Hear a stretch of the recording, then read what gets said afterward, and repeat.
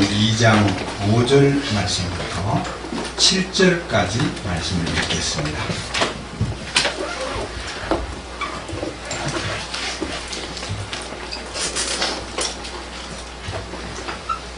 아가서 2장 5절입니다.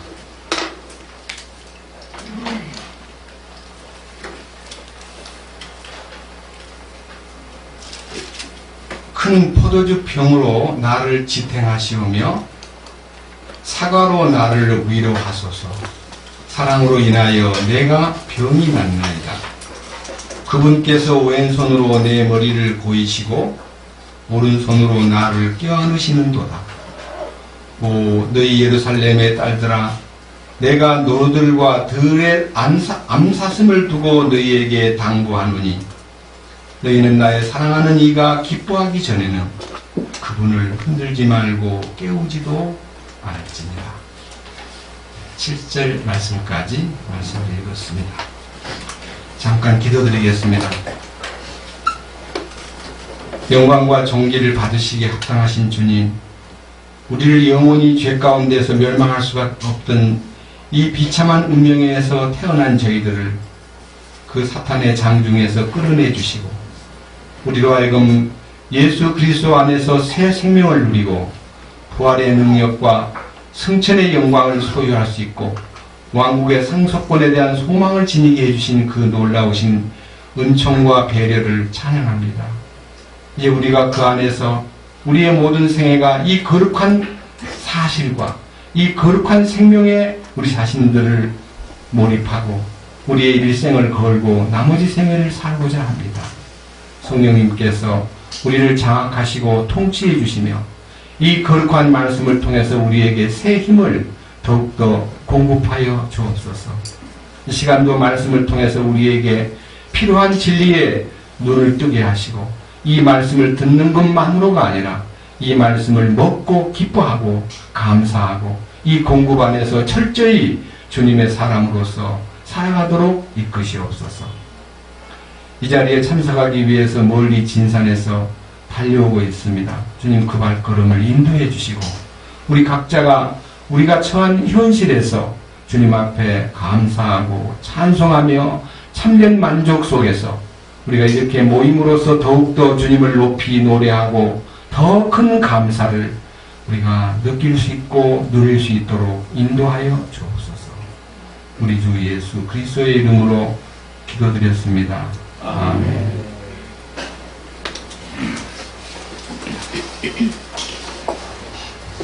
아가서 2장에 들어와 가지고 이 1절에서부터 샤론의 장미 되시고 골짜기의 백합화가 되신 주님, 우리는 주님의 사랑 속에서 가시나무 가운데 백합화와 같은 운명을 타고 우리는 나왔지만 여전히 주님의 성분과 공급이 우리에게 있기 때문에 우리가 우리 마음속에서 나의 사랑하시는 분은 숲의 나무들 가운데 사과나무 같고 내가 그 그늘 아래서 크게 기뻐하였고 그분의 열매는 내 입맛에 달았도다. 그래서 주님의 공급과 주님의 그늘 속에서 산다는 것이 얼마나 행복한가. 그런가 하면 4절에서 그분께서 준비한 잔치집에 나를 데려가셨으며 내 위에 나붙기는 그분의 깃발은 사랑이었노라. 사랑의 깃발, 승리의 깃발을 느끼면서 굉장히 이제 환희에 찬 그런 노래를 불렀고 대화를 했는데 이상하게 5절에 와가지고는 굉장히 어둡게 보이고 좀 이렇게 쓸쓸하게 보이고 뭔가 모르게 좀 이제 침통하게 느껴지는 분위기를 느끼게 만드는데 주님 큰 포도주 병으로 나를 지탱하시오며 사과로 나를 위로하소서. 여기에 우리의 신앙생활을 유지한다, 지탱한다는 말은요 어떤 현재를 잘 끌어가고 유지하는 것을 지탱이라 그럽니다. 그런데 나에게 지탱할 힘을 주시고 나를 위로해 주십시오라고 부탁을 하는데 여기 이 원인이 나의 지탱과 나의 위로는 큰 포도주병으로 나를 지탱합니다. 이렇게 말했습니다. 이 성경을 그대로만 읽으면요 무슨 큰 포도주 병이 무슨 나를 지탱시킨단 말이냐. 그런데 여러분들은 그 포도주 병 속에 포도즙이 있다는 것을 잊지 마십시오. 그 병을 보고 저거에 나를 위로 지탱하게 있다는 말이 아니라 보관된 포도즙이 나의 영적 삶의 힘이 되고, 그래서 제가 개역 성경을 펴보니까요, 지금 그 구절은요, 너희는 건포도로 내 힘을 돕고 사과로 나를 시원케 하라, 이렇게 되어 있습니다. 이제 건포도라고 되어 있습니다.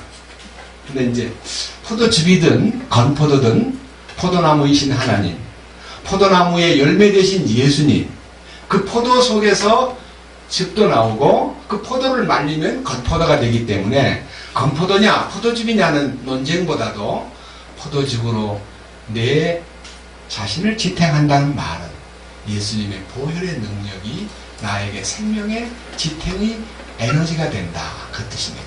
예수님의 피는 죄 사함 받을 때만 필요한 게 아니고 나의 영적 삶을 지탱하고 유지하는데 그분이 나를 그 보혈의 능력으로 지켜주시고 공급해 주시고 나로 하여금 찬송케 하고 나로 하여금 그 보혈의 능력을 힘입어서 기도하게 하고, 이런 모든 것이 주님이 포도즙을 통해서 나의 영적 상태를 지탱하도록 해주고 사과를 통해서 나를 위로한다 그랬는데요. 여러분, 요한복음 14장 15장에 보면 그 위로의 능력은 파라크레토스, 위로자. 여러 군데에 내가 너에게 위로자를 보낸다. 위로자는 파라크레토스다. 우리 개역 성경에는 보혜사라고 불립니다. 그 보혜사 성령께서 나에게 위로가 되시고 너희가 세상에서는 환난을 당하나 담대하라. 내가 세상을 이겼노라. 내가 너희에게 평안을 주노니 곧 나의 평안을 너희에게 주노라. 내가 너희에게 주는 것은 세상이 주는 것 같지 아니하니라. 너희는 마음에 근심도 하지 말고 두려워하지도 말라.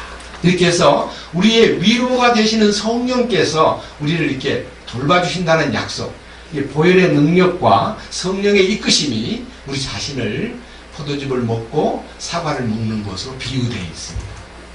그까지는 참 좋지 않아요.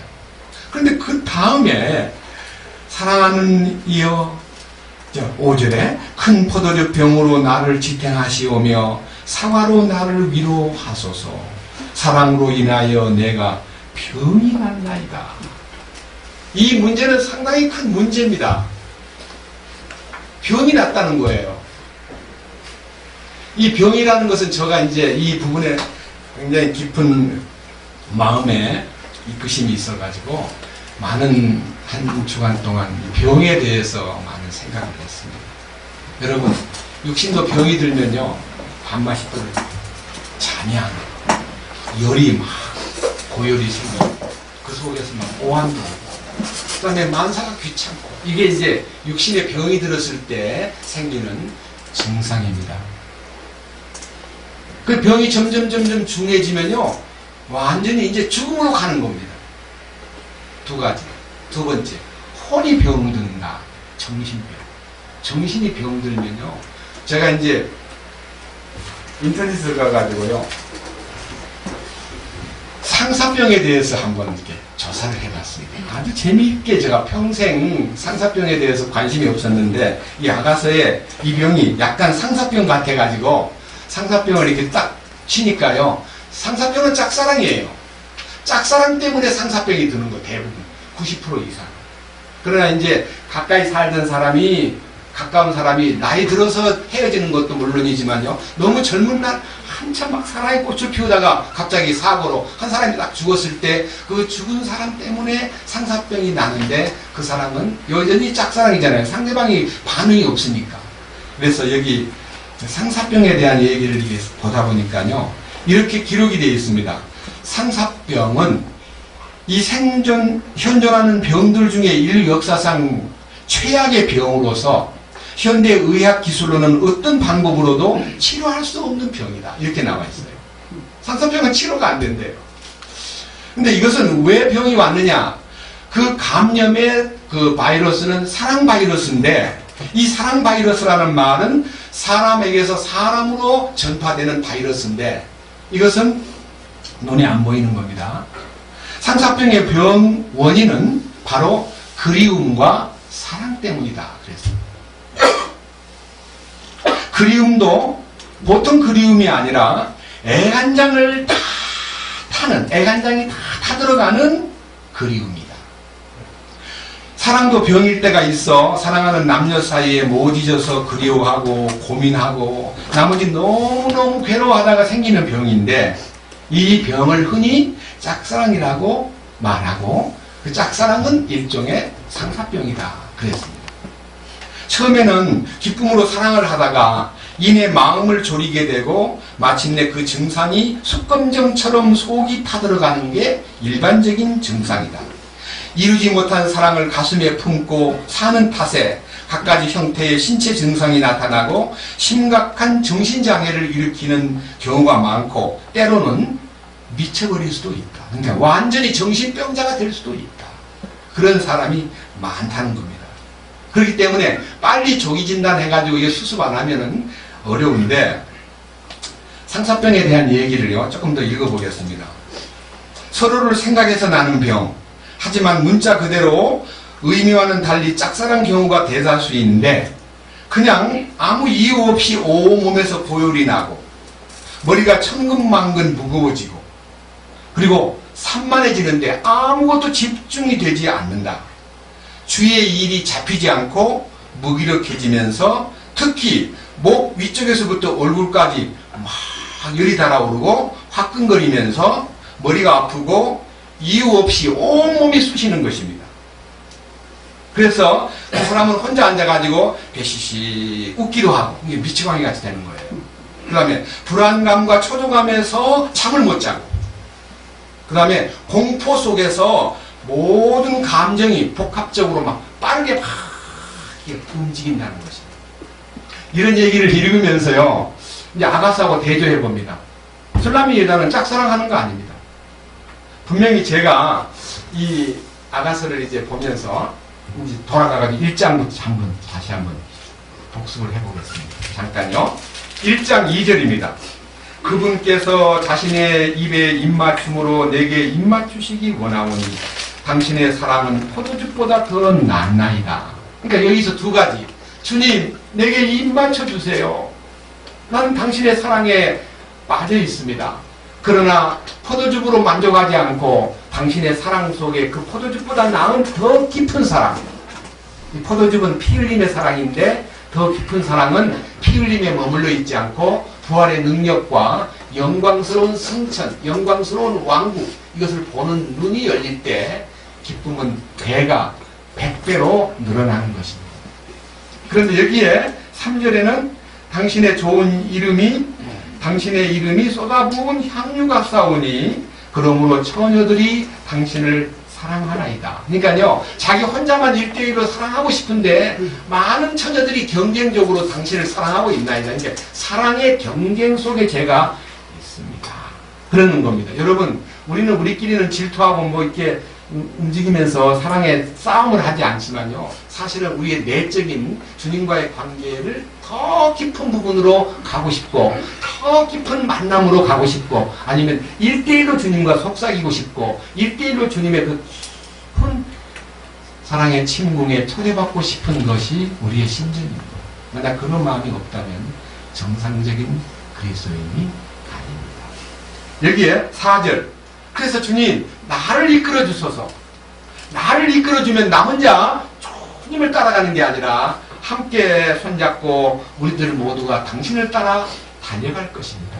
그러니까요, 나에게 특별한 사랑을 베풀고 나에게 특별한 은혜를 내렸다고 해서 나 혼자 지금 만족하고 나 혼자 야 이거 저것들 참 형편없네, 저것들은 뭐 저렇게 하고 있지 하면서 무시하는 게 아니라 그들을 함께 가고 싶은 마음으로, 여기 4절 다시 보세요. 나를 이끄소서 우리가 당신을 따라 달려가리이다. 우리가 나오잖아요. 나를 따라, 나를 이끌어 주시면 내가 당신만 따라가겠습니다가 아니라 우리를 생각하는 마음이 생기고, 우리가 있음으로써 내 존재가 더 귀하고, 우리가 있음으로써 교제가 더 풍성해지고, 우리가 함께함으로써 주님이 원하시는 뜻을 더 깊이 발견할 수가 있다는 것입니다. 1장 4절에 가보면은 왕께서 나를 자신의 방들로 데려가셨다 그랬는데, 이 방은 체인버, 내실 혹은 침궁을 얘기한다 그랬습니다. 주님이 나를 당신의 침궁으로 인도하심으로써 개인적이고도 아주 은밀한 관계를 가르쳐주면서 그것이 어떤 경험이냐? 지성소의 국물의 자리를 체험하는 것입니다. 출애굽기 25장의 지성소에 들어가면 국물의 자리에서 그분과 만남이 이루어지고 그분과 대화가 이루어진다 그랬습니다. 그러니까 진정으로 주님과의 내적 만남과 주님과의 진정한 대화, 은밀한 대화가 우리를 영적으로 풍성케 하고 그 풍성한 만남의 결과가 우리의 삶이 열려서 우리 삶 속에 주님의 풍성을 노래하고 감사하고 감격해하고 그렇지 못한 형제 자매들을 돌보고 싶은 마음이 막 일어나는 겁니다. 그것이 바로 여기 주님의 그 지성소에 맞부딪혔을 때에 나타나는 놀라운 체험이 5절입니다. 오 너희 예루살렘의 딸들아 내가 검지만 아름다우니 계달의 장막들과도 같고 솔로몬의 휘장들과도 같으니라. 그렇습니다. 이 술람이 여자는 자기가 못생겼다는 걸 압니다. 자기가 참으로 부족하는 것을 알았습니다. 자기가 계달의 장막같이 시커먼 존재라는 것을 알았기 때문에 주님을 만나고 나니까 솔로몬의 휘장과도 같이 찬란한 당신의 그 영광 속에 제가 덧입혀진 것을 감사드립니다 하는 마음이 생겼기 때문에 자기가 비록 약간 좀 이렇게 딴 사람들이 흘게 보는 것이 있어서 여러분 흘게 보는 것은요 이쁜 사람을 볼 때 흘게 보지 않습니다. 그냥 참 이쁘다는 느낌이 있지만요 잘나지도 못한 게 잘난 척하면요 눈을 흘기면서 아이고 저런 게 다 있어 이렇게 흘게 보는 것은 방금 제 눈 보셨죠? 네? 이렇게 좀 잘나지도 못한 사람이 잘난 척하면 바로 보기가 싫고요 딱 째려보면서 아이고 참 별 볼일 없는 사람이 이렇게 합니다. 여기 6절 보세요. 해가 나를 내려쬐어 내가 검기 때문에 나를 흘겨보지 말라.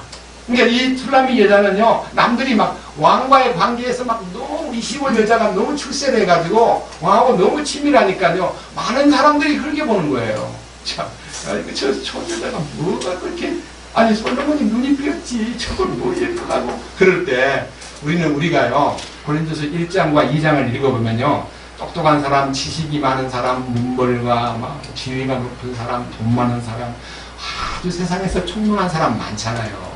근데 우리가 그들은 자기를 스스로 만족하고 있는데 우리가 의지할 데가 없으니까 문벌이 없고 무식하고 돈도 없고 아무 사람들도 알아주지 않고 연약하고 힘이 없고 이렇게 된 우리가 주님과의 관계 때문에 자부심이 생기고 막 마음에 환희가 넘치고 얼굴이 환하면요 부자들은 우리를 흘겨봅니다.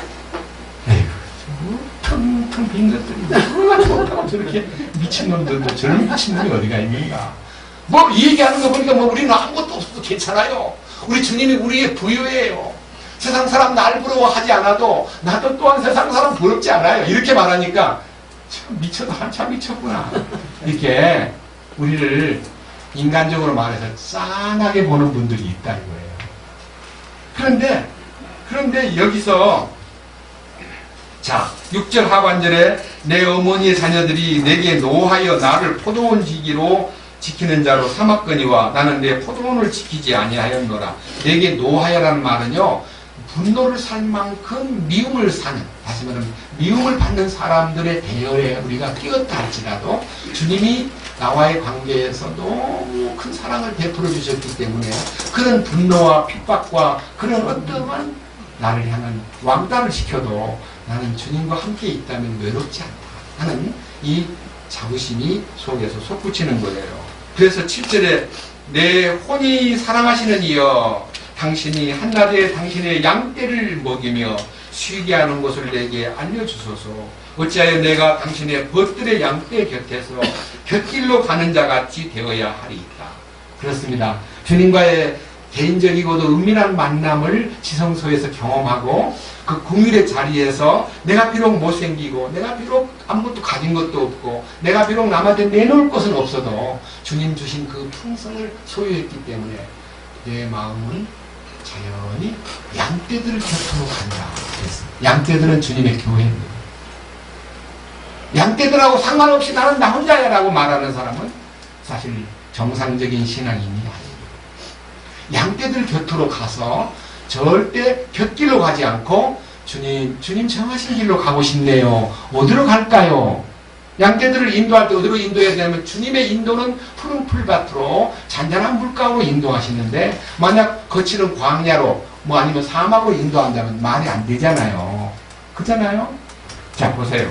8절 오 이사들 가운데 가장 어여쁜 자야 네가 알지 못하겠거든 양떼의 발자국을 따라 네 길로 나아가 목자들의 장막들 곁에서 내 염소 새끼들을 먹일지니라.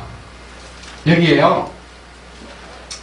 제가 이 성경 말씀 올릴 때요. 양떼들의 발자국이 보인다. 그 발자국을 주님의 인도한 발자국이라는 것을 잊지 말거라. 그래서 우리가요. 단독으로 우리 신앙생활을 하는 게 아니라 역사 속에서 사도행전에 남긴 주님의 발자국 그리고 양떼들의 발자국 그리고 사도행전 이후에 지금까지 교회사 속에서 정상적으로 주님이 인도한 양떼들의 발자국이 남겨져 있습니다. 그걸 찾으려 할 때 찾는 겁니다. 그래서 우리 이영성 형제님이 한 7년 동안 양떼의 발자취를 따라라는 작년 수양회 때 함께 우리가 같이 상고했던 그 메시지가요. 저희들에게는 너무 놀라운 사도시대 이후 이 성령의 행적이 기록된 사도행전 이후에 초대교회에서 어떤 방법으로 주님의 인도를 받았던 무리들이 발자국을 남겼는가를 찾다 보니까요. 우리는 찾고 보니까요. 우리의 과제는 염소 새끼를 먹이는 거예요. 여러분, 양의 속성과 염소의 속성은 다릅니다.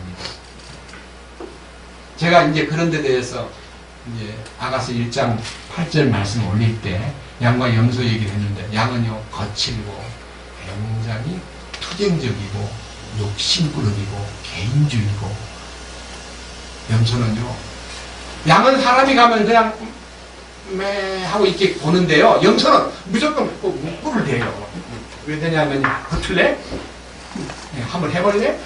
이 경쟁자의 기질 염소는 굉장히 강합니다. 그래서 연약하면서도 강하고 성질이 사납고 개인주의적이고 힘없이 보이는 그 양떼들 중에 염소 새끼를 먹이는 거예요. 주님의 온유와 겸손과 시성소에서의 주님과의 은밀한 교통을 겪었다면 체험했다면 그 온유와 겸손으로 그 양떼를 먹이는 거죠. 그 중에 염소 새끼를 먹이는 거죠. 그것이 우리가 거치는 형제를 돌본다는 것입니다. 우리는 우리 교제 가운데 마음에 안 드는 사람이 말씀을 들어도 깨닫지도 못하고 아무런 반응도 없고 저 사람 어떻게 정말 돌멩인가 저럴까 왜 저렇게 오랜 세월 동안 입도 안 열고 저렇게 살까 그런 사람을 주님의 마음으로 불쌍히 여기는 마음이 생겨야 정상이지 눈치나 주고요 아이고 저 사람 안 나왔으면 좋겠네 저런 사람이 다 있지 참 저 사람은 성질도 상한데 그럴수록 주님의 인자하심과 주님의 풍성한 자비가 그리고 주님의 공물이 그에게 임하기를 위해서 기도해야 하는 것입니다.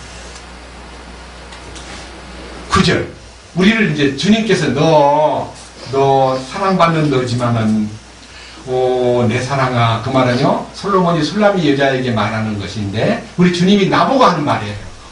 내 사랑아 내가 너를 파라오의 병거를 끄는 말로 비교하였노라. 파라오의 병거를 끄는 말. 파라오는 이집트의 왕입니다. 그리고 그 왕은 그 말 중에서요 세계에서 가장 좋은 말들이 이 에집트에 있답니다. 근데 그 말이 왕을 탁 태우고요 잘 달려갑니다. 근데 왜 거기에다가 비교했냐? 너 지금까지 나 따라오기 전에 파라오 세상의 왕 사탄에게 그냥 위에 앉아가지고 야 이리야 하고 몰면요 그냥 방향을 트는 대로 네가 따라가던 자가 아니네. 네가 마귀에게 이용당하고 세상 일에 많은 것을 짊어지고 달려가면서도 기쁜 마음으로 네가 세상을 살던 자가 아니냐. 네가 세상의 노예가 되어 거기에 끌려가던 너가 아니었다. 너 그거 기억해야 된다. 파라오의 병거를 끄는 말무리의 하나였다는 것을 안다면, 내가 지금까지 사탄에게 사용되고 사탄에게 내 자신이 이끄는 대로 내 욕심과 내 모든 세상 풍속을 따라서 나를 이끌던 거기에 너 한 사람이 아니었다. 너 그거 잊지 마. 우리는 우리 자신이 딴 사람의 과거를 논할 필요는 없지만요, 나는 철저하게 내 과거를 기억해야 됩니다. 과거를 다 잊어버리겠습니다. 빚을 3조 원은 빚을 졌는데 주님이 탕감해주고 너 이제 내가 너를 용서한다 그랬으면요, 주님 앞에 가서 평생 잊지 못할 3조 원의 빚을 탕감해 주었습니다. 1만 달란트가 3조 원이거든요. 1만 달란트 탕감받은 거예요. 주님 앞에 가가지고 기도로, 주님, 저는 3조 원 주님 빚 갚아주신 거 감사한데요, 제가 잊어버리겠습니다. 참 감사하네요. 잊어버릴게요. 그거는 귀한 마음입니까? 뻔뻔한 마음입니까? 좀 생각해 보세요. 딴 사람은 날 보고 빚쟁이 해도 나는 마음에서 탕감받았기 때문에 빚쟁이라고 하는 운명에서 벗어났지만요, 나는 탕감해준 그분에 대해서 빚쟁이였다는 것을 잊어서는 안 되잖아요. 잊어버리면 되겠어요? 그잖아요. 야, 이렇게 나 엉터리 형편없는 무지하고 목매하고 정말 지옥 가기에 딱 알맞은 나를 용서해 주셨다 하는 이 용서받은 감사와 그 감격을 항상 지니고 사는 것이 정상적인 그리스도인 아닙니까?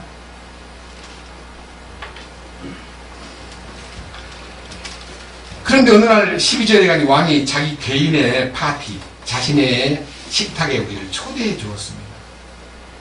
왕께서 자신의 상에 앉아 계실 때에 내 나드 향유가 그것에 향내를 풍기는구나.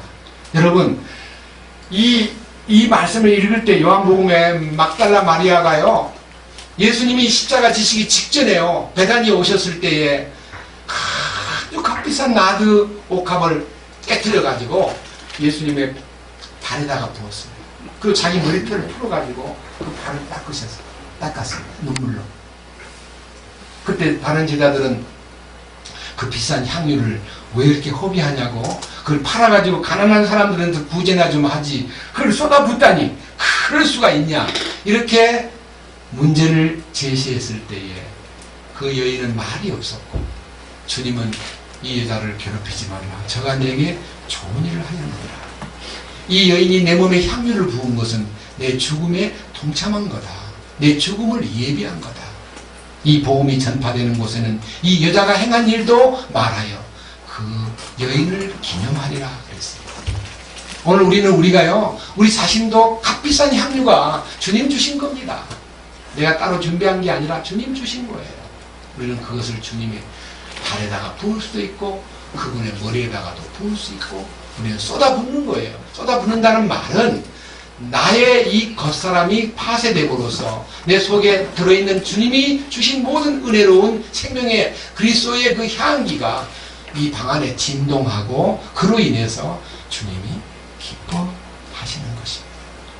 그래서 우리는 그분의 잔치에 초대받았을 때 우리가 그분에게 우리를 쏟아부을 수 있는 때라는 것을 알게 됩니다. 얼마나 놀라운 기회예요.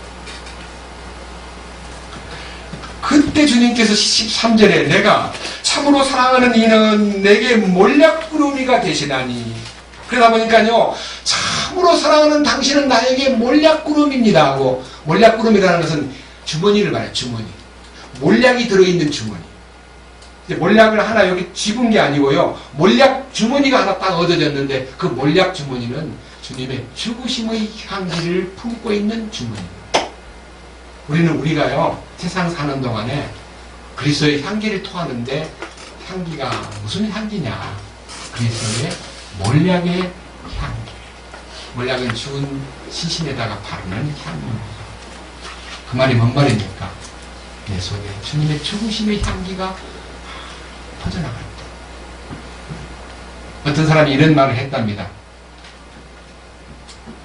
한참 싸우다가 화가 나가지고 막 대드는데요, 이렇게 얘기했답니다. 내가 참 안 이쁘고 더럽지만은 내가 죽는다. 예수님 때문에 내가 죽는다. 그건 죽는 거 아닙니다. 내가 참고 억지로 막 죽어야 되는, 내가 막 공격하고 싶지만 내가 예수님 때문에 죽는다. 그거는요, 죽는 게 아니고 보류한 거예요. 이 속에서 올라나오는 거 이렇게 누른 거예요. 어떤 공격을 당하고 어떤 문제가 돼도요, 죽음의 향기가 나타나야 되는 겁니다. 상대방입니다. 그것이 우리에게 주어진 몰약구름이의 비밀입니다. 이 몰약구름이가 주님이 당신이 내게 몰약구름입니다. 주님이 나타난다, 그 뜻입니다. 주님의 십자가가 나타난다, 그 말입니다. 예를 들면 남편이나 자녀나 어떤 사람이 막 너무 나를 괴롭히면요, 아이고 저 원수, 아이고 저 원수, 이럴 때는요 사탄에게 이용당할 때의 표현입니다. 그런데요, 저 가시가, 저 아픔이 주님 나를 겸손하게 만들고 나를 더 낮아지게 만드는 손길이구나. 주님 감사합니다. 나의 약함을 잘 알고 감사합니다. 주님 나타나셔가지고 나를 불쌍히 여김같이 사랑하는 저 남편을, 사랑하는 저 아이를 주여 감사해 주소서. 그것이 몰약구름이에요. 그리고 나아가지고는 14절, 더 나아가서는 나의 사랑하는 이는 내게 엔게디 포도원의 고베라 송이와 같도다. 이 고베라 송이는 부활의 능력입니다. 부활의 능력. 여러분, 주님이 죽으심만 나타나는 게 아니라 부활의 능력이 나타남으로써 나의 삶 속에요, 주님이 새 생명의 그 솟구치는 능력, 그 다음에 그 죽음을 초월하여 활기차게 주님의 어떠하심을 나타내는, 그 속에는 온유와 겸손과 사랑과 인내와 모든 아름다운 성품들이 향기를 토하는 거예요. 이 고베라 향이요, 굉장히 향기가 짙다. 15절, 그때 주께로부터 내 사랑아, 보라 네가 어여쁘구나, 보라 네가 어여쁘며 비둘기 눈을 가졌구나. 우리 주님이 이제 솔로몬이 술람이 여자를 보고 네가 참 예쁘다, 참 너가 예쁘구나, 네 눈이 비둘기 눈이구나 하는 것에 대해서 예찬을 했듯이요, 우리 주님이 우리를 이쁘게 보는 순간이 어떤 순간이냐, 비둘기의 눈을 가졌을 때입니다. 사실 제가요, 우리 지금 사무실 앞에 옆에 비둘기들이 많이 있는데 모이를 주기 시작하다 보니까 비둘기들이 늘 이렇게 들어오는데, 사실 제 이 스마트폰에 비둘기를, 우리 가게까지 안을 모이 오도모로 들어온 걸 제가 찍어놨는데요, 비둘기는요 아주 작은, 쉽게 말하면요 비둘기가 저쪽 지붕 위에 이제 있는데요, 제가 간단하게 말해서 옥수수 한 서너 알을 들고 있다가요 툭 던지면 비둘기는 즉각 내려옵니다. 비둘기는 뭐만 보고 있냐면 딴 거 안 봐요. 자동차도 구경 안 하고, 뭐 하는 사람도 구경 안 하고, 뭐 어떤 화려한 것도 안 보고요, 지 눈은 오직 뭐만 서치하냐 그러면 먹을 것만 서치, 지가 먹을 곡식만 쳐다보고 있습니다. 그런데 놀랍게도요, 한 마리가 다 내려오면 저 근방에서 막 서너 마리가 싹 날아와가지고 막 서로 먹으려고 그러는데, 제가 이제 옥수수를 뿌려주기도 하고, 최근에는 우리 최대섭 형제님이 보리를 이만큼 싸가지고 왔어요. 보리를 이렇게 뿌려주면 그리 좋아해요. 비둘기 눈은 오직 하나에 딱 포커스를 맞추고 있어요. 여러분, 우리의 눈이 단련해야 됨을 가르치는 말씀입니다. 네 눈은 보배다 그랬습니다. 네 눈은 등불이다 그랬습니다. 이 눈이 밝으면 온몸이 밝을 것이요 하는데, 이 밝다는 말은 영문에서 단일하다라는 번역이 되었습니다. 심플하다, 단일한 일. 성경 이왕이면 찾아보고 넘어갑시다. 마태복음, 너무너무 중요한 주제이기 때문에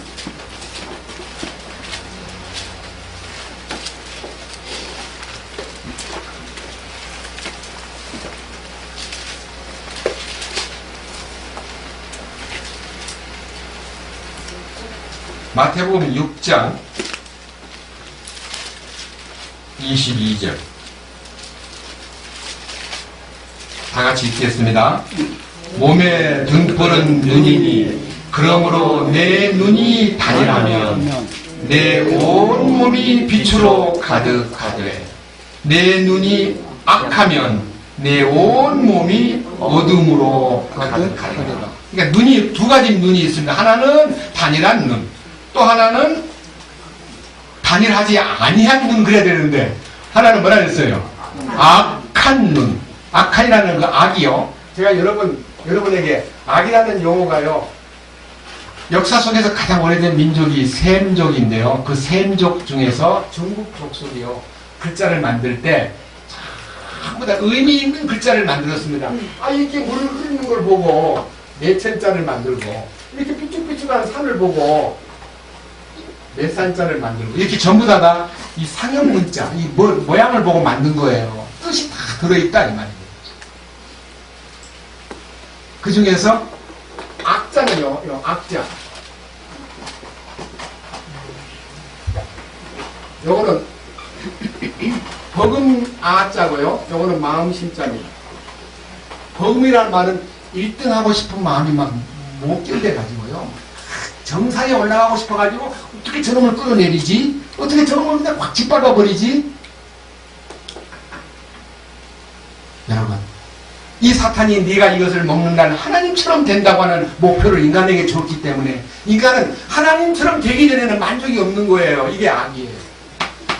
근데 우리는 하나님처럼 되려고요, 마귀에게 붙어가지고 투쟁하는 게 아니라 우리는 주님 안으로만 들어가면 이 악이 소멸되면서 주님의 선하심이 나타나는데, 주님의 선하심의 의미는, 자 보세요. 선하심의 의미,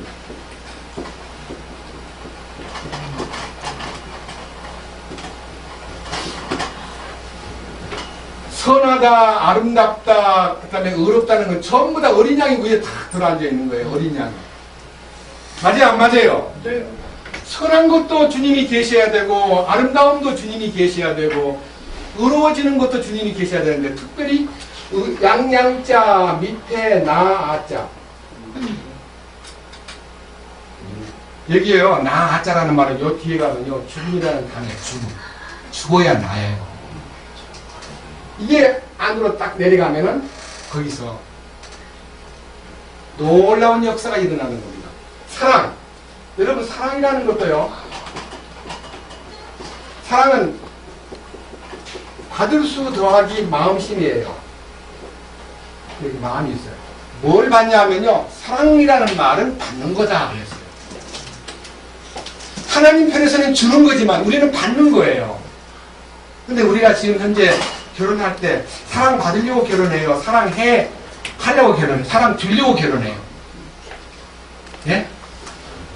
여러분, 상대방을 볼 때요, 사랑 내가 해야지, 사랑을 싹 쏟아 부어야지, 그렇게 결혼합니까? 아니면 받으려고 결혼합니까? 대부분 다요, 사랑을 주고받아야 되는데 주고받는 게 없어요. 내가 무슨 미천이 있어야 주지. 나한테 미천이 없어요. 그래서 사랑하라는 말은요, 그가 우리를 위하여 목숨을 버리셨으니 우리가 이로써 사랑을 알고 우리도 형제들을 위하여 목숨을 버리는 것이 마땅하니라. 네? 서로 인자하게 하며 불쌍히 여기며 서로 용서하기를 하나님이 그리스도 안에서 너희를 용서하신 같이 하라. 속에서요, 받아야 주는 거지 받은 것이 없이는 줄 수가 없더라 이거예요. 맞아요? 안 맞아요? 네? 근데 여기 짠 거는요, 마음이, 이 악이라는 것은 마음이 떨어져 있는데요, 사랑은 마음이 이렇게 딱 중간에 뛰어들어가세요. 받을 수 밑에 마음심 이렇게 사랑의 액자가 돼야 되는데, 아니야, 나는 이 마음을 여기다가 넣어야 돼. 속에서 가운데다가. 마음이 안으로 쏙 들어가 버린 거예요. 이 마음이 참 마음이에요. 속에서 우러나오는 사랑이 참 사랑이지. 여러분, 왜 사랑하는 아내를 만들 때 옆구리에서 갈비뼈를 뽑았습니까? 머리에서 뽑으면 안 되겠어요? 그러면 얘다가 머리 위에 올라가 버려요. 발가락 밑에서 뽑아. 그럼 얘다가 발가락 밑에다 주는 거예요. 근데 왜 옆에다 두었냐? 그러니까 옆에 내지요.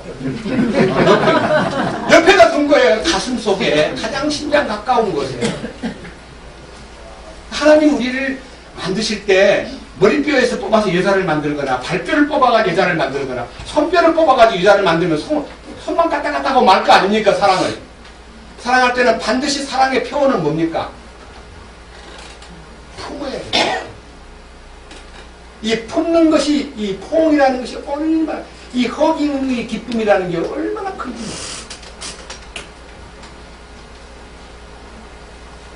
그래서 우리 주님이 우리에게 대한 이 놀라운 사랑이 우리에게 왔기 때문에 우리 마음속에서 돌아보고 싶은 그 갈망이 솟구치고 돌아보는 것이 너무 정상적이고 양떼를 살피는 것이 정상적이고 베푸는 것이 정상적이고 이게요 전부 다 풍성한 약속들이 들어있는 거예요. 그러나 절대로 잊어서는 안 되는 것이 비둘기의 눈을 갖되 네가 파라오의 병거를 끌던 말이었다는 과거를 잊어서는 안 된다. 주님의 명령. 그 다음에 이제 2장 1절부터 아까 말씀을 잠깐 올렸지만 다시 한번 복습을 합니다. 2장 1절에는 나는 샤론의 장미요 골짜기의 백합이로다. 그래서 샤론의 장미와 골짜기의 백합화 되신 주님이 내 속에 그 놀라운 생명의 향기를 풍기고 내 속에 참으로 놀라운 주님의 그 이끄심이 우리 주님이 이 세상에 오실 때 어떻게 궁전에 오셔가지고 멋진 왕으로 우리에게 나타나가지고 우리를 이렇게 은혜를 베풀지 않고 베들레헴 껍질 말구육간 더군다나 말구육에서 났다는 것만 아니에요. 말밥통에서 났어요. 밥통에 왜 들어갔습니까? 우리를 먹으라고, 우리에게 나를 먹으라고, 우리를 먹게 하기 위해서 말밥통에 눕혀가지고 거기서 탄생하신 거예요. 이 골짜기의 백합화입니다. 가장 낮은 곳에 오셨습니다. 그리고 사는 것도 예루살렘 시에 살지 않고 얼마든지 예루살렘에 살 수 있는 분인데 아주 북쪽에 있는 갈릴리 나사렛 동네 가장 흑암의 천지요 천대받는 동네요 알아주지 않는 동네요 사람들에게서 왕따당한 지역입니다. 왕따당한 지역에서 그것도 직업 중에 가장 비천한 직업 목수. 그 당시는 목수가 최고의 비천한 직업이었습니다. 그 목수집에서 예수님 30년 동안 일하다가 동생에 나타나서 예루살렘으로 왔지만 예수님은 예루살렘의 큰 호화로운 어떤 궁전이라든지 부자들을 상대해가지고 처신하지 않고 아주 형편없는 갈릴리의 어부들만 몰고 내려와가지고 아주 촌스러운 사람들만 무식하고 공부도 한 번도 못하고 베드로는 베드로전서를 후서를 쓸 때 글을 쓸 줄 모르기 때문에 실로아너라는 형제에게 대서를 시켰다는 거 아시죠? 네? 그런 무식한 사람을 수장으로 세워가지고 그냥 이끌어가는 모습을 볼 때에 우리 주님은 얼마나 창조자로서의 옛사람을 사용하는 게 아니고 옛사람을 제거하고 새사람을 나타내기 때문에 그렇게 무뚝뚝하고 공부도 못하고 아무 힘도 없어 보이는 사람을 기꺼이 사용하신 것만으로도 우리 주님의 놀라운 배려와 사랑을 느낄 수가 있어요. 매력적이신 분 아니십니까? 그리고 바울이 공부도 많이 하고 특별한 케이스의 인물이었지만은 한 번도 베드로하고 부딪히거나 베드로를 업신여기거나 이거 좀 무식한 거야 뭐 예루살렘의 책임자야 내가 가서 앉아야 될 텐데 바울의 마음속에 바울의 마음속에 그런 교만이 싹 트거나 경쟁심이 있거나 그런 것이 아니라 그냥 간증할 때마다 노후에 쓴 디모데 후서 전서 후서를 보면요 나는 폭행자요 살인자요 나는 죄인 중에 괴수다 내가 긍휼을 입은 까닭은 나만 아니라 나와 같은 처지에 있는 사람을 주님이 사랑하신다는 걸 알게 해주기 위해서 내가 그 긍휼을 입었다 이렇게 말함으로써 자기가 형편없는 인간이었음을 고백했지 자기가 똑똑하다고 이렇게 나서거나 예루살렘에 있는 교회를 장악하려고 마음을 먹거나 그러지 않고요 이방에 다니면서 많은 성도들에게 자기가 그들의 아무의 은과 금과 의복을 탐내지 아니한 것만 아니라 이제는 때가 돼서 예루살렘에 기근이 왔을 때 그들을 도와야 되겠다 하는 성도들을 돕는 문제에 대해서 한번 설교를 딱 했을 때 있는 거 없는 거 다 힘에 넘치도록 자원하여 갖고 고린도나 데살로니카나 각 지역에서 헌금이 나왔는데요. 제가 어느 역사가의 기록에서 요세부스의 기록이라든지 역사가의 기록 속에 이렇게 표현되어 있습니다. 사도 바울은 이방 땅에서 헌금을 받아가지고 딱 묶어서 세지도 않고 그냥 그대로 얼마나 나왔는가 알아보자. 그래서 얼만큼 나왔는지 이게 아니고요. 계산도 안 하고 세알이지도 않고 딱 밀봉해가지고 그대로 옮겼다는 겁니다.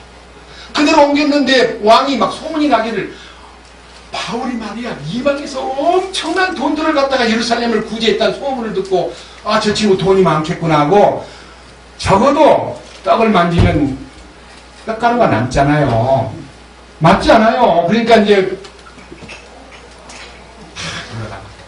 자주 불러서 야 성경 좀 물어볼까? 하고 대화를 많이 했는데 그 뒤에 보면요 이는 그가 돈을 그에게 좀 가져올까 기대하였음이니라 그랬잖아요. 이게 현대 용어 저기 서투른 용어로요 언더머니 일본 말로 와이로 이걸 가져올 줄 아는 거예요. 사도 바울은 아무것도 없어요. 왜? 그거요 돈 좀 걷었다고 막 위세 떨고 막 목에 힘주고 이 방상에서 나처럼 갖고 온 사람이 있는가 물어봐라. 이런 모습이 전혀 없는 거예요. 교회는 물질 때문에 위세하고 돈 많이 낸 것 때문에 힘을 얻고 힘을 주고 남한테 힘을 발휘하고 그거를 높여주고 하는 건 전부 다 주님의 이끄심에 상관없는 일이에요. 그래서 여기에 우리의 간절한 마음은 2장 2절에 주님이 음성을 듣기를 딸들 중에 나의 가장 사랑하는 자는 가시나무 가운데 있는 백합화와 같구나. 주님도 백합화지만요 우리들도 가시나무 사이에 자라고 있는 백합. 우리 주님이 우리를 사랑하셨기 때문에 에덴 동산의 가시와 은묵피가 생활 속에서 근데 그것이 마태복음 13장에 오니까 그 가시와 은묵피는요 가시밭에 뿌렸다는 것은 저희가 말씀을 들으나 그 속에 뿌리를 내리지 못하고 세상의 염려와 재리의 유혹에 말씀이 숨이 막혀 열매를 맺지 못하느라 그랬어요. 다시 우리는 모르고 있지만요 우리를 영적으로 자라지 못하게 하고 풍성한 주님의 공급을 가로막는 물을 다 빨아먹고 건기를 한 사막같이 만들어 가지고 뿌리를 못 내리게 만드는 원수 같은 가시는 돈하고요 재리의 유혹 세상의 염려 걱정이 많아요. 우리 앞 환경에 어떤 걱정이 몰려와도 그것은 가십니다. 어떤 돈에 대한 유혹이 와도 돈에 대한 필요를 느낀다고 해도 이것이 나의 마음속에 머무르면 되지 않습니다. 왜냐? 우리 주님이 마태복음 6장 33절에 두 주인 섬기면 되지 않습니다. 너희가 하나님과 물질을 겸하여 섬길 수 없다. 그랬어요. 이 마귀가 우리를 넘어뜨리는데 물질을 사용하는 것이 아주 가장 쉬운 방법이라는 것을 마귀는 이미 도통했습니다.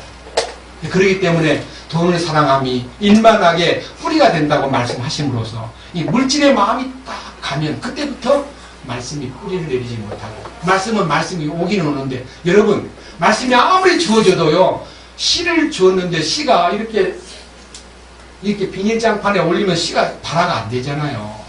씨가 발화가 되려면 적당한 온도에다가 적당한 양분이 있고요 적당한 수분이 있어야 거기서부터 발화가 되는데 씨를 뿌려도 돌짝밭에 뿌리거나 가시밭에 뿌리면 돌짝밭에 뿌리면은 너무너무 건조해서 뿌리를 못 내리고 가시밭에 뿌리면 가시가 너무 자라가지고 기운을 막기 때문에 뿌리를 못 내린다는 것과 같이 오늘 우리 속에 돈이 많아서 뿌리가 건조해진 것이 아니라 이 바닥이 돈이 없어도요 돈에 너무 집착하고 돈 때문에 막 신경질 내고 막 돈 얼마를 얻기 위해서 막 물불하리고 이러면요 영적으로는 빈궁해져 버립니다. 우리는 우리가 돈이 아무리 없어도요 주님이 우리 가운데 계시고 나의 사정과 형편과 나의 모든 환경을 다 아시기 때문에 주님 뜻대로 하십시오.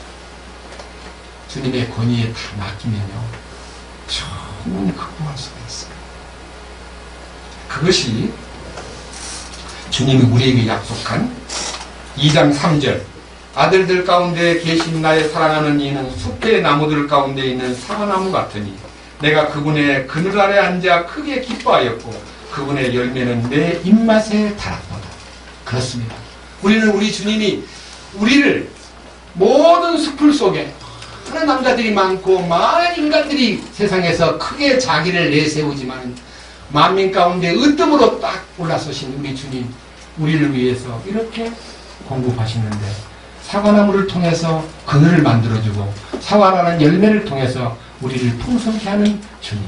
이 사과의 비밀은 주님 자신의 부활 생명을 설명하는 것입니다. 부활의 능력. 여러분, 옛날에 부활했다는 그 기념일을 가지고는 부활의 맛을 보는 게 아니라 주님의 죽으심에 연합되는 것을 통해서 부활이 내게 선물로 주어지는데 이 부활 생명을 소유한 사람만이 영적인 승리자가 될 수 있고 참으로 의미 있는 삶을 살아낼 수가 있다는 것입니다. 그런데 이것만 갖고는 우리가 그냥 그 사과나무 아래에서 기뻐한다 그게 아니고 그분의 그늘을 만족히 여기고 그분의 열매가 참으로 내 입맛을 달콤하게 했다는 것은 그것을 먹음으로써 사과의 그 시원함과 사과의 그 아주 달콤함을 느낄 수 있는 것입니다. 그러면서 4절에 가가지고 2장 4절에서 그분께서 나를 잔치집으로 데려가셨으며 내 위에 나붙기는 그분의 깃발은 사랑이었노라. 그렇습니다. 주님과의 개인적인 파티, 주님이 준비한 잔치집에 우리가 참여한다는 것은요 개인적으로 너무너무 놀라운 거라고 지난 주간에 말씀을 드렸죠. 다시 한번 강조합니다. 언제 잔치를 벌리느냐? 잃어버린 양 한 마리를 찾았을 때 벗과 이웃을 불러 모으고 나와 함께 즐기자. 내 잃은 양을 도로 찾았노라. 그 생명을 얻을 때 잔치를 벌립니다. 두 번째 잔치는 돌아온 탕자가 아주 탕진하고 거지가 돼가지고 아주 형편없이 돌아와서 아버지요, 내가 하늘과 아버지에게 죄를 지었으므로 아버지의 아들이라 일컬음을 감당할 수가 없습니다. 나를 품꾼의 하나로 써주시기를 원합니다. 하고 아버지 집에 취직하러 온 아들을 아버지가 깨끗하게 목욕시키고 옷 갈아입히고 반지 끼워주고 발에 신발 신겨주고 송아지 잡고 풍악을 울리고 노래 부르면서 잔치를 벌였는데 돌아온 아들을 위한 잔치. 그 잔치가요 굉장히 의미로운 잔치입니다.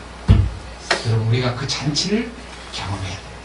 주님의 그 잔치에 초대받기 위해서는 내가 잔치를 준비해놓고 부르는 게 잔치가 아니고 주님이 준비해놓은 잔치에 우리가 가는 것이 굉장히 영광스러운데 그 잔치 중에서 미래에 나타날 천상의 잔치, 혼인잔치, 어린 양의 혼인잔치, 그 다음에 왕국에서 이루어질 왕국의 천연왕국의 영광스러운 왕의 잔치가 두 개 남아있는데 이 돌아온 잔치에 동참한 사람만 그 왕의 잔치에 갈 수 있다는 거예요.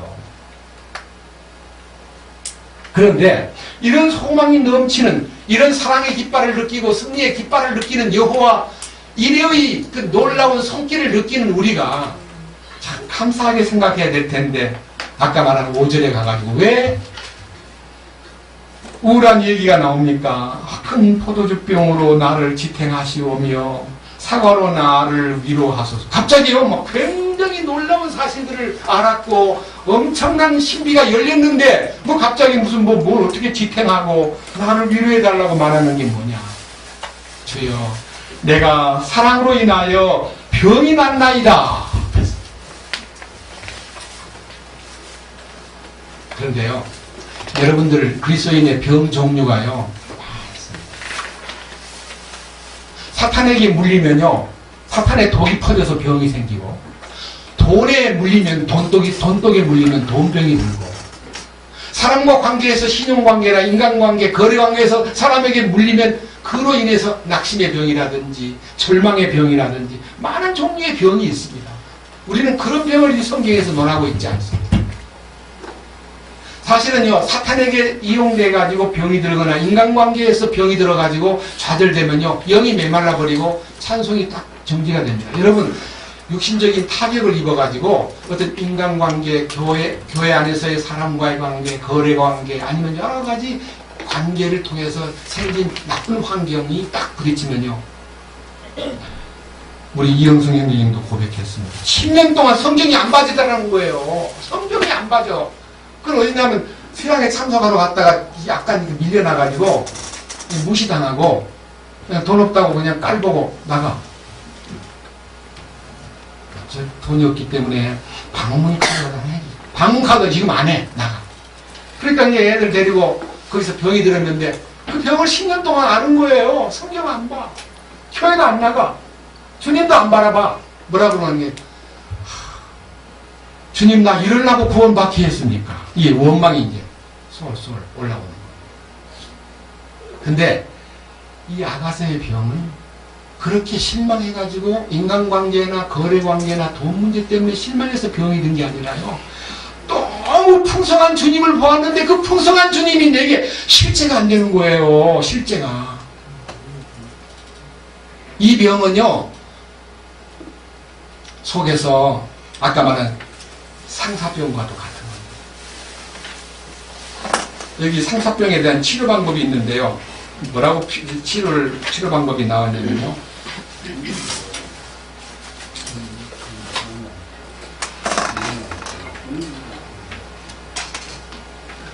상사병의 치료 방법에 대한 얘기가 나오는데요. 이렇게 얘기합니다.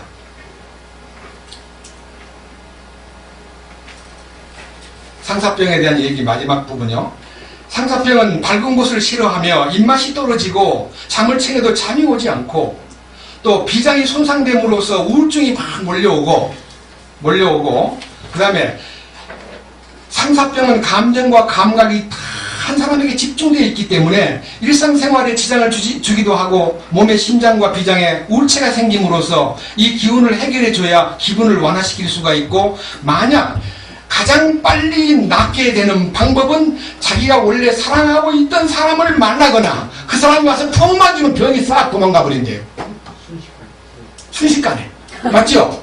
와, 잘 아시네. 상사병은 상대방 그 어떤 대상자가 와서 그냥 절대로 안 오지요. 자기하고 짝사랑하는 대상자가 헤어져 버리거나 아니면 등을 돌렸는데 오겠어요? 상사병으로 대부분 미치광이가 되는데 와서 그분이요. 사랑해. 나 기다렸니? 나도 너 사랑해 하고 한마디만 들려주고 그 통만 주면요 병이 싹 가버리고 입맛도 돌아오고 막 정신도 돌아오고 좋아진대요.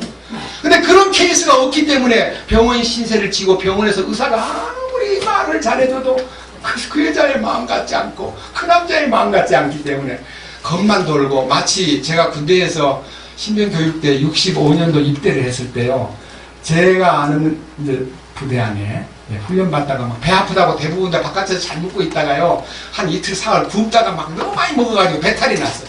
배 아프다고 꾀병이라고 배탈 났다고 딱 가면요 전부 다 나 딱 줄 세워놓고요 배 올려 하면 옷을 착 올립니다.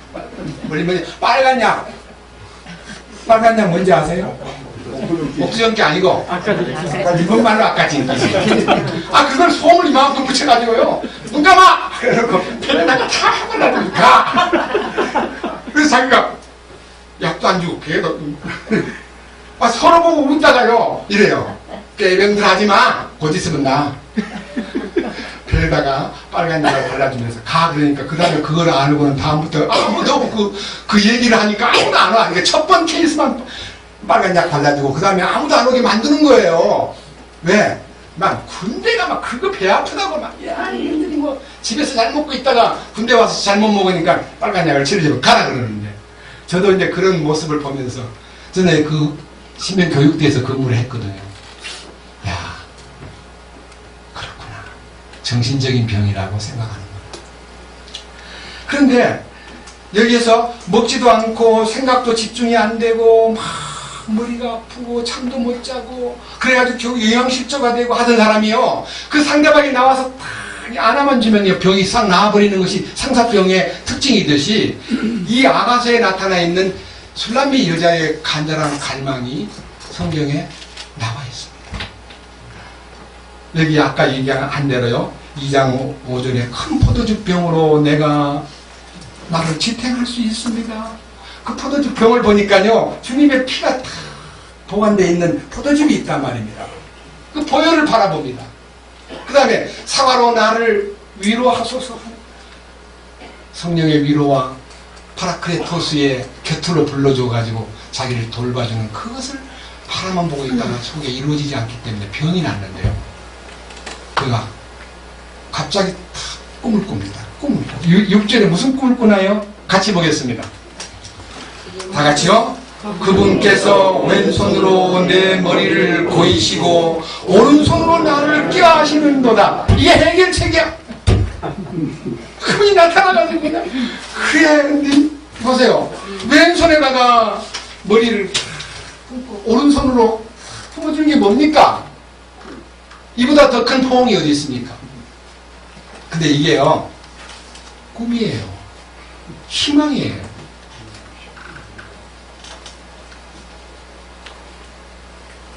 그런데요, 여기서는요, 2장 5절에서는 병난 것을 혼자만 갖고 막, 내가 병이 났습니다. 사랑 때문에 병이 생겼습니다. 주여 나를 품어주소서. 나를 안아주세요. 이렇게 이제 상사병을 앓던 이자가 약간요, 나중에 재발을 했어요. 재발도 할 수 있잖아요. 넘겨보세요. 뒤로 5장으로.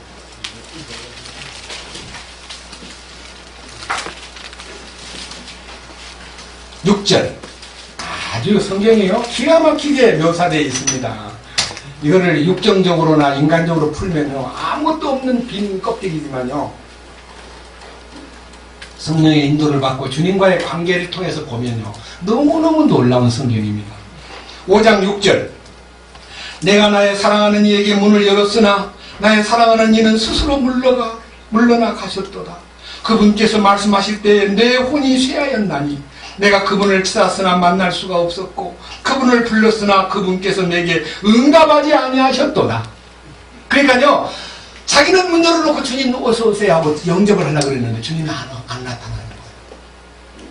주님이 안 나타나니까 뭐라 그랬어요? 어디로 갔냐면 7절.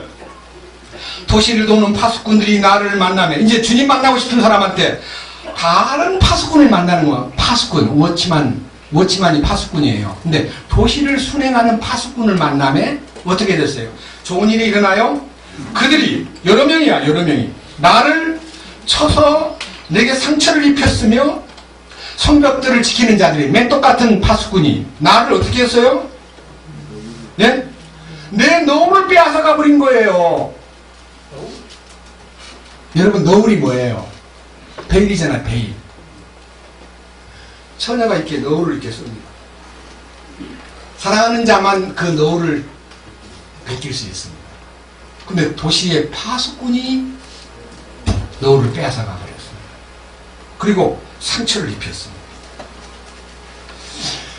여러분, 혈류병 환자가 혈류병을 낫기 위해서 많은 의사를 만났는데 만나면 만날수록 상처가 더 어떻게 됐어요? 성경에 보면요, 만나면 만날수록 상처가 더 중해지고 있던 것을 다 허비한지라 이제는 빈털터리가 되었습니다. 그래서 어떻게 했습니까? 이제는 더 이상 돈도 없고 다른 의사 만날 힘도 없으니까 뒤로 가다가 그분의 옷가를 만지는 순간에 치료가 되었습니다. 여기요, 이 도시의 파수꾼에 대한 얘기를요, 이 아가스에 나타나는 파수꾼의 얘기가 3장에도 나오는데, 저는요 3장을 강해할 때 말씀을 올리겠지만요, 이자가 왜 파수꾼을 만났는데 도움을 못 주고, 파수꾼은 경비원이에요. 순례자예요. 파수꾼은 아주 훌륭한 감시자예요. 그 말은 성경에 파수꾼에 대한 얘기가 몇 군데 나와 있는데요, 굉장히 중요한 역할을 해야 됩니다. 파수꾼의 역할 한번 보겠습니다. 에스겔 33장 조금 넘기셔가지고요, 에스겔 33장.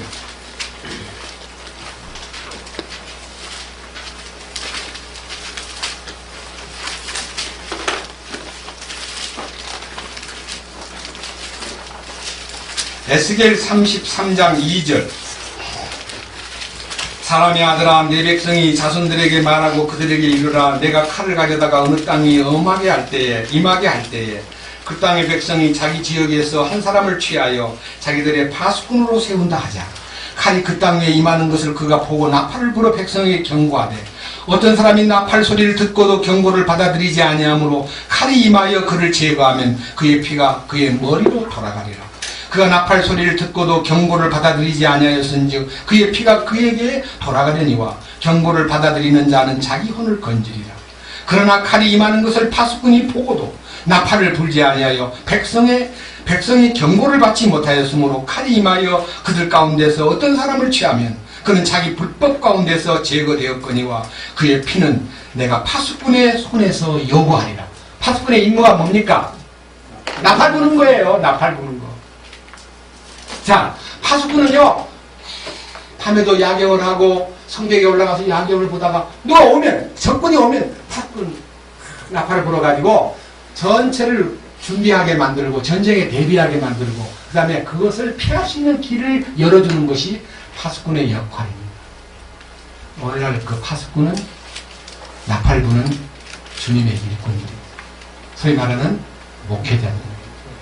말씀 전하는 전도인들입니다. 말씀을 전하는 선교사들입니다. 나팔 부는 것이 참 중요합니다.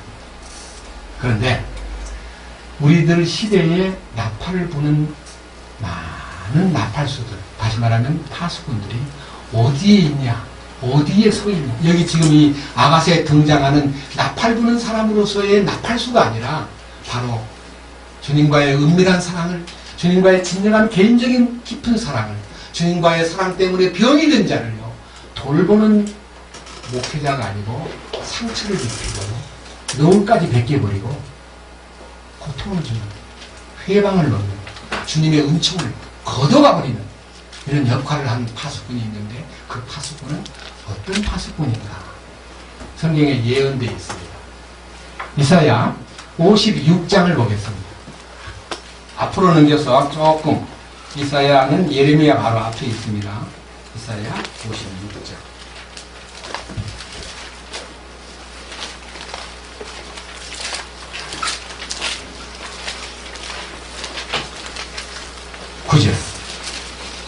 이사야 56장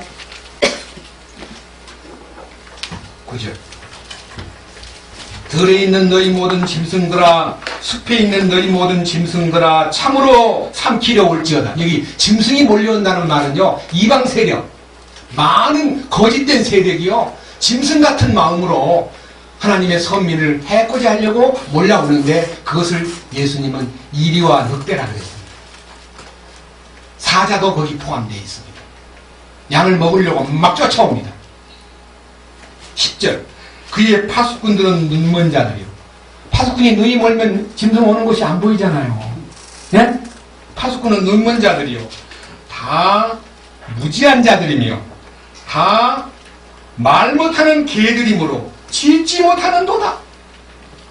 여러분, 파수꾼의 옆에 누가 있습니까? 개가 있잖아요. 여러분, 양머리를 하는데 양을, 목자가 양만 모는 게 아니고요, 옆에는 반드시 개가 한 마리 따라다닙니다. 그 개를 일컬어 셰퍼드라. 셰퍼드. 우리나라 사람들은 그 말을 듣고 아예 셰퍼드야, 셰퍼드. 셰퍼드라 그러는데 개가요, 뭐 한 줄 아세요? 양이 곁길로 가거나 양이 같이 우리로 들어오는 길에서 떨어져가지고 저 혼자 가면요, 휙 하고 바람을 목자가 불면요, 쫙 가가지고 그 양을 막 겁나게 만들어서 무리로 이끌어가는, 무리 속으로 가게 만드는 역할을 하는 것이 개입니다. 여기 보세요. 이 파수꾼들이 바로 개와 같은 역할을 해야 된다는 겁니다. 근데 그 짖지도 못하고 눈멀고 무지한 그 파수꾼은 어떻게 하고 있냐면 잠자기를 좋아하고 눕고 졸기를 좋아하니, 잠자고 눕고 조는 게 뭐예요? 잠언에 좀 더 자자, 좀 더 졸자, 좀 더 눕자 하면 내 빈궁이 강도같이 오며 내 공필이 군사같이 오리라. 게으름을 익히는 무리를 일컬어 눕고 잠자고 졸고 있다, 그렇게 말하고 있습니다. 그 다음 보세요. 11절. 참으로 그들은, 이 파수꾼은 탐욕이 심하여 결코 만족할 줄 모르는 개들이요, 깨닫지 못하는 목자들이라. 얼마나 이 성경 안에서 노골적으로요, 이 깨닫지 못하는 몰각한 목자들을 보고 개라 그랬습니다. 그들이 세 가지 특징이 있습니다. 그 무지한 파수꾼, 눈먼 파수꾼, 짓지 못하는 파수꾼, 나팔도 못 부는 파수꾼은 뭐라 그랬냐? 그들은 다 자기 길만 바라보고 자기 길, 자기가 정한 길, 주님이 정한 길은 안 보여요. 자기가 가는 길에만 자기밖에 몰라. 자기 길만 따라가고 저마다 자기 구역에서 떠나, 그러니까 자기가 자기 구역에서 자기에게 주어진 임무가 있는데 그 구역을 벗어나가지고 그냥 이탈하여, 이탈, 예? 명령을 이탈한다. 그럼 뭐 한다 해서 마지막 보세요. 성경에 자기 이익만 추구한다. 이 얼마나 불행한 일입니까? 오늘날요, 우리들 주변에 목사님, 유명한 선교사님, 유명한 말씀 전하는 사람, 자기 길만 걸어가고 자기 구역을 이탈하여 사명을 벗어나 뭐만 추구한다? 자기 이익만 추구한다. 이것만 생각한다. 돈만. 이게 못 짓는, 나팔 불지 않는 파수꾼. 뭐라고 하는가 보세요. 12절. 어디에 마음을 두고 있는가.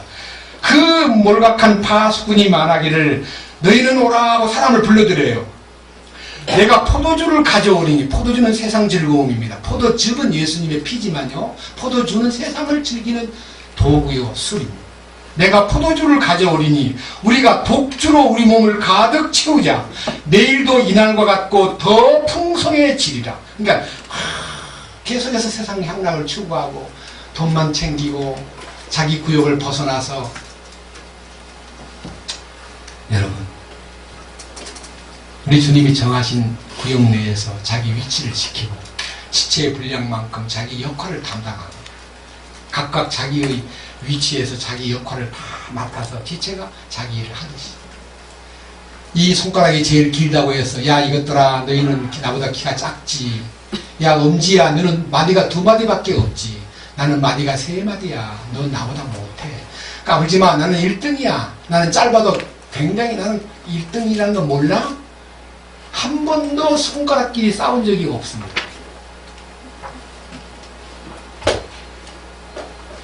무슨 말입니까? 지체는 경쟁하지 않습니다. 지체는 서로를 감싸고 돌봅니다. 우리는 우리의 이 교제가 성령 안에서, 술람이 여자가 사랑 때문에 병이 났다는 말은 그렇다. 주님 품에서 마음껏 누리고 싶지만 우리가 이 땅에 육신을 입고 있기 때문에 오는 제한과 환경 때문에 주님 어떻게 하면 좋지요? 그래서 이제 소문을 내라는 거예요. 소문을. 아까는 혼자만 소가리를 했는데 아가서 5장 8절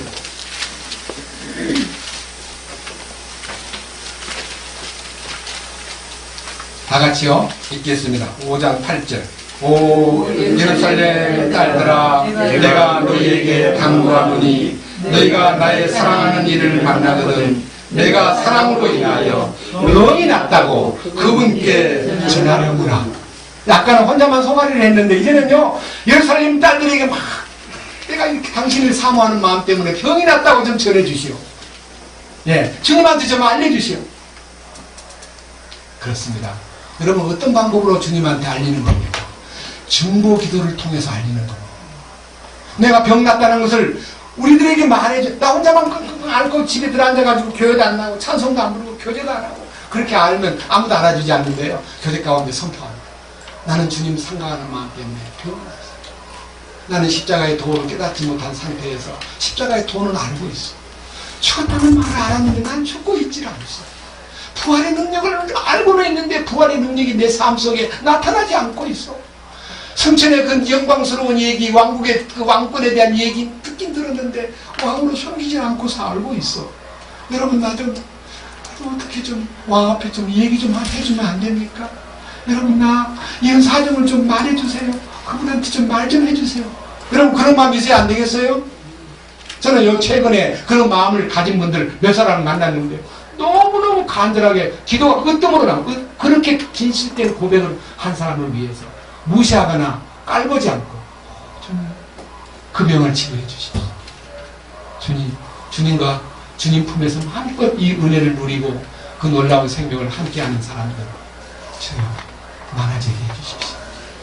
그리고 이 거룩한 복음을 위해서 동역자로서 역할을 다 할 수 있도록 주여 이끌어 주옵소서. 그 마음이 생기는 거예요. 여기요, 분명히 그분을, 나의 사랑하는 그분을 만나거든 내가 사랑으로 인하여 병이 났다고. 어떻게 해요? 딴 데다가 소문을 내라? 네? 뭐라 그랬어요? 그분께 좀 전해 주시오. 어떻게 전하는 방법이 있습니까? 예수님, 그 친구는요 해결이 안 됐대요. 아니, 십자가를 안 달면 십자가는 통과하지도 않고 죽음도 거치지도 않고 입만 막 죽음을 논하고 집에 가서는 맨날 싸운대요. 그럼 그 애한테 벌 좀 주세요. 그렇게 고자질하라는 말이 아닙니다. 우리는 우리 가운데 지금 많은 분들이요 서로 살면서요 이렇게 얘기합니다. 자기도 해결 못 해놓고, 아이, 그 한참 멀었구나. 에이, 그 친구 안 죽었어? 아니야. 내가 알기로는 아니야. 내 손에 장을 찢어. 그 사람 아니야. 이런 걸로 낙을 누리는 사람이 있습니다. 돌아다니면서 아니라고 감별만 하고 자기 죽은 걸, 아니라는 사람은 자기가 죽지 않았기 때문에 아니가 보이는 거예요. 자기가 정말 죽으면 남모가 아니라 할 말이 안 나와요. 왜? 주님이 그렇게 말을 안 시켜요. 주님이 말씀하시기를 너가 주께 감사하고 남을 아니라고 말하고 남을 나보다 못하다고 말하고 이것도 모르고 있어? 그것은 교만. 저는 9년 동안요 제 주변에서 너무나 아닌 분들이 저를 공격했지만 한 번도 그들을 개인적으로 아니라고 쏙쏙이 그 사람 아니야, 천년 먹은 놈이야, 아주 나쁜 놈이야, 그런 마음이 없습니다. 주님, 불쌍히 여겨주십시오. 말과 혀로만 사랑하지 말고 행함과 진실함으로 하도록 인도해 주세요. 이 놀라운 사랑 사실들이 성경에 이렇게 박혀 있다는 건 저는 아가서를 평생 너무 많이 읽었습니다. 이 아가서가 지금 열린 것은요, 어떤 분들은 5년 전부터 아가서를 좀 얘기해 주세요. 듣고 싶습니다.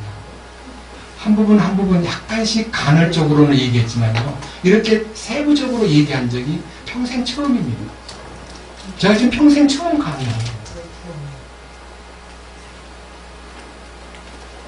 여러분, 정말 주님의 놀라운 사랑을 참으로 우리가 안다면 우리가 어떤 사람이 되어야 마땅하면서, 지금요 솔직히 이 말씀을 준해서 병에 대해서 논할 때 이렇게 얘기해야 됩니다.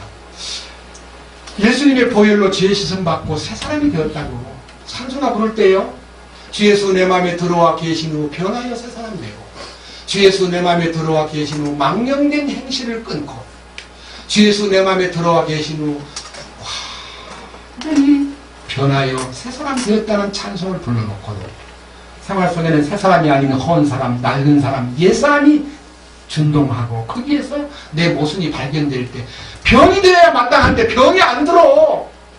병든 걸 몰라. 구원받은 죄인으로 살면서 아무런 가치를 느끼지 못해. 증세를 느끼지를 못해. 막 열이 나고 지금 속에서 막 야단 법석을 떨고 있는데도 괜찮아 괜찮아. 그래서 진통제 하나 탁 먹고요 또 나가서 또 죄 짓고 사는 거예요. 진통제가 뭐예요? 모임에만 붙어 있으면 된다. 모임? 성경에 그런 게 어디 있어요? 그리스도에게 붙어야지 무슨 모임에 붙어야 돼?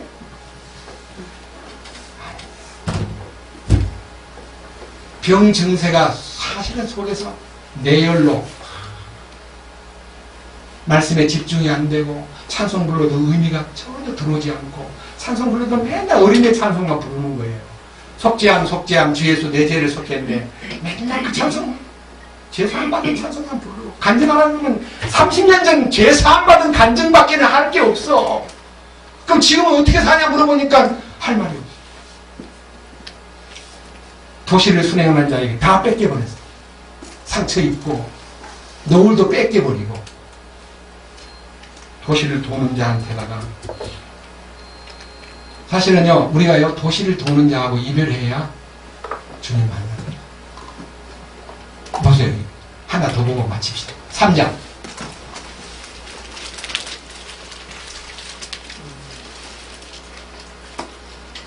1절, 내가 밤에 내 침상에서 내 혼이 사랑하는 이를 찾았노라. 내가 그분을 찾았으나 만나지 못하였노라. 자, 주님과의 만남을 위해서 밤중에 막 침상에서 막 사모하고 있다가요, 이제 잠을 안 자고 일어나면서 2절. 내가 이제 일어나 도시 거리를 돌아다니며 내 본이 사랑하는 그분을 넓은 길에서 찾으리라 하고 그분을 찾았으나 만나지 못하였노라. 왜 넓은 길로 갑니까? 가려면 좁은 길로 가야지. 네?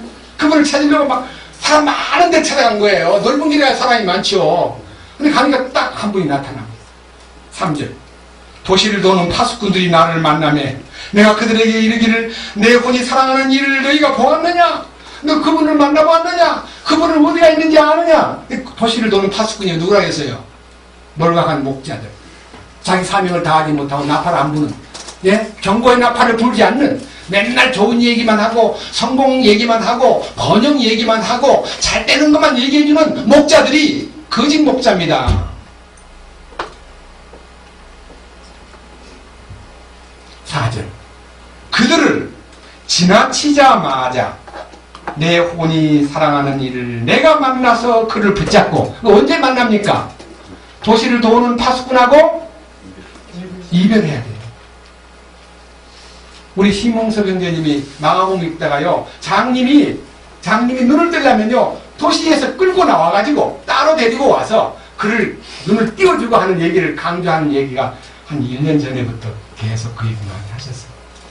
여러분, 도시를 도는 파수꾼하고 헤어질 때 주님 만나요.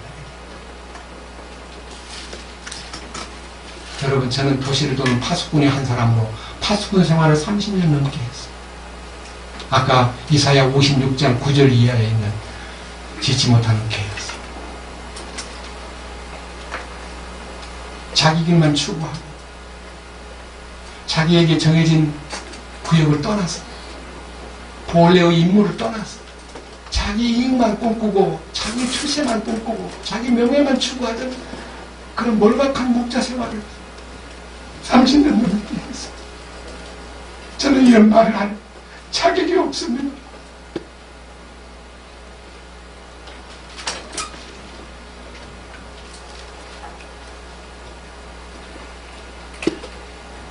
그렇지만 그러한 대열에서 제가 스스로 알아서 나온 게 아니고 주님이 저를 구출하기 위해서 그 대열에서 추방을 당해가지고 완전히 제 처지가 땅바닥이 아니고 지옥 같은 지하로 들어가가지고 고민 속에서 주님의 음성을 듣고 회개하고 이 자리에서 옛날에 나를 폭로하고 있습니다. 여러분, 저 자신은 남을 폭로하고 싶은 마음이 없습니다. 그러나 여러분들도 설교를 듣다가요, 저 사람 설교 속에는 자기 이익을 추구하고 돈을 계산하고 저 사람 순전히 겉과 속이 다르구나 싶으면 여기 안 나와도 됩니다. 그리고 여러분들도 진리를 추구하는 사람이라면 말씀에 대한 분별력을 찾는, 적어도 이 술람미 여자와 같이요, 말씀을 많이 풍성하고 많은 것에 대한 이해를 했는데 실제가 안 되기 때문에 병이 나가지고 그 품에 안기고 싶은 열망으로 가득 찬 사람이 돼야만 간절한 마음이 생기고, 제발 하니까 제발 좀 소문을 좀 내달라, 예수님 만나거들라, 나 좀 병 들었다고 좀 말해달라, 자기 병 든 것을 전해달라고 울부짖는 사람이 같이 되어가는, 자기 병든 건 보지 못하고 남 병든 것만 따지고 평가하고 비평하고 거기서 우월감을 갖고, 여러분, 그런 사람 되지 맙시다. 저는 야가서를 읽을 때 너무너무 감사했습니다. 돈독이 올라서 돈병이 걸리고 사독 뱀에게 물려서 뱀독에 내가 죽음을 느끼고 세상 사람들과의 관계에서 악독이 올라가지고 악독이 든 게 아니라 사랑의 병이 들었다는 거예요. 예수님과의 관계 때문에 밥맛을 잃었다. 너무 좋은 거예요. 예수님을 바라보는 마음 때문에 잠이 안 온다. 좋은 거예요. 예수님과의 깊은 관계를 위해서 식음을 전폐하고 아무것도 내 눈에 들어오지 않기 때문에 정신을 잃어버리고 어쩔 바를 모르면서 주님 품에 안기고 싶습니다 라고 말할 수 있는 사람은 행복한 사람입니다. 이 아가서에 나오는 술람미 여인처럼 된다면, 이 아가서 2장 5절과 6절 같이 된다면 아가서 5장 8절에 있는 나의 병든 것을 좀 말해달라고, 그분에게 좀 얘기해달라고, 전해달라고 말할 수 있는 사람이 되면 그는 회복이 되고 그는 길이 있습니다.